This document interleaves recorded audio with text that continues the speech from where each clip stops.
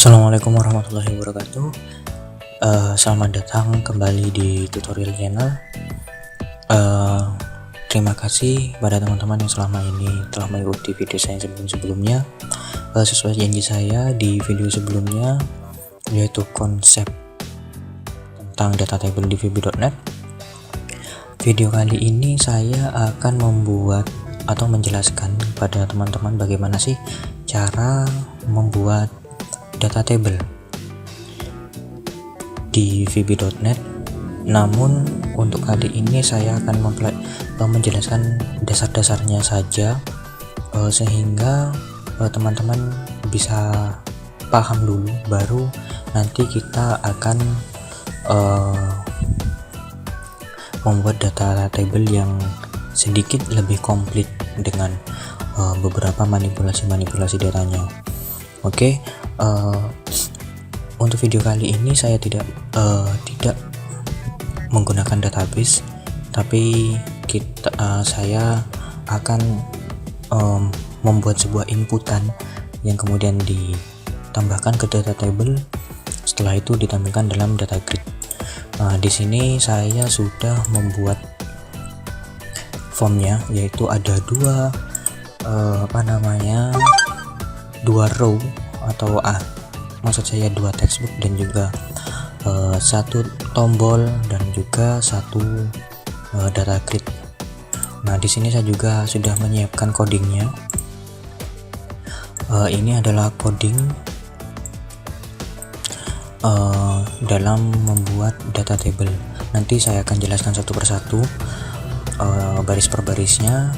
Kemudian kita klik dua kali di sini di tombol hasil, kemudian kita Ctrl V. Nah, setelah itu saya akan menjelaskan ini.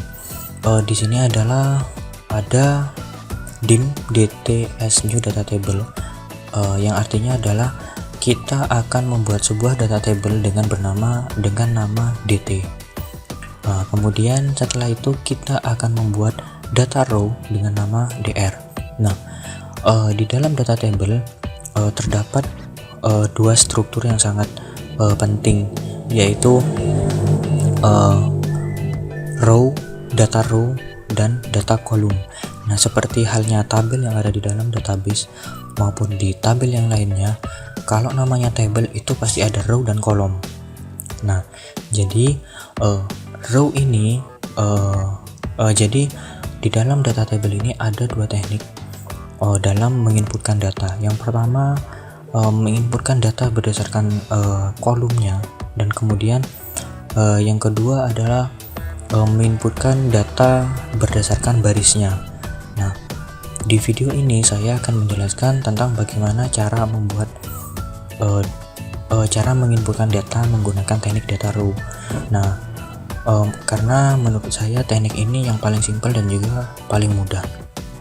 Nah, setelah kita membuat data row bernama dr, kita akan membuat kolom yang namanya nilai 1.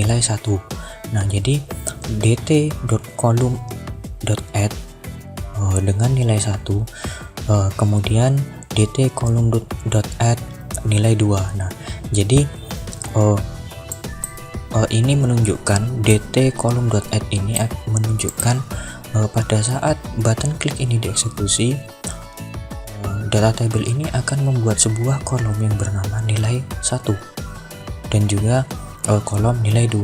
Nah, seandainya teman-teman ingin membuat 3 kolom atau 4 kolom, nah di sini teman-teman tinggal nambahkan dt.column.add nilai 3, nilai 4. Nah, kemudian nilai 1 dan nilai 2 ini merupakan nama kolomnya. Jadi teman-teman bisa menggantinya dengan A, B, atau C, terserah sesuai selera.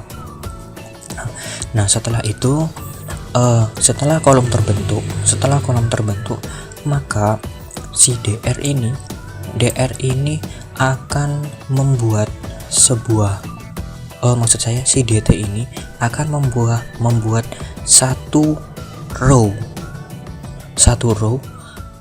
yang akan diterjemahkan ke dalam dr. Nah, karena dr ini sudah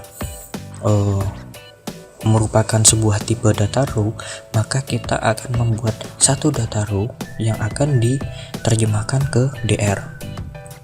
Nah, setelah itu kita akan memasukkan nilai yang ada di txt non format atau teks atau text box tadi ke dalam baris yang bernama DR pada kolom yang bernama nilai 1. Kemudian kita akan memasukkan nilai input yang ada di txt format ke dalam baris DR dengan nama kolom nilai 2. Nah, atau di kolom nilai 2. Nah, setelah itu data table nanti DT akan memerintahkan pada DR DT nanti akan memerintahkan untuk memasukkan nilai dari DR ini ke dalam row data table-nya. Jadi dt.row.add artinya adalah perintahkan DT dengan memasukkan DR yang sudah diinputkan tadi. Nah, setelah itu kemudian kan sudah terbentuk DR-nya sudah masuk di dalam DT ini. Nah, jadi akan ditampilkan jadi setelah itu data grid view akan menampilkan DT dengan menggunakan sintak data source yaitu DT. Nah, setelah itu data yang kita inputkan akan tampil di dalam data grid. Oke, kita coba running.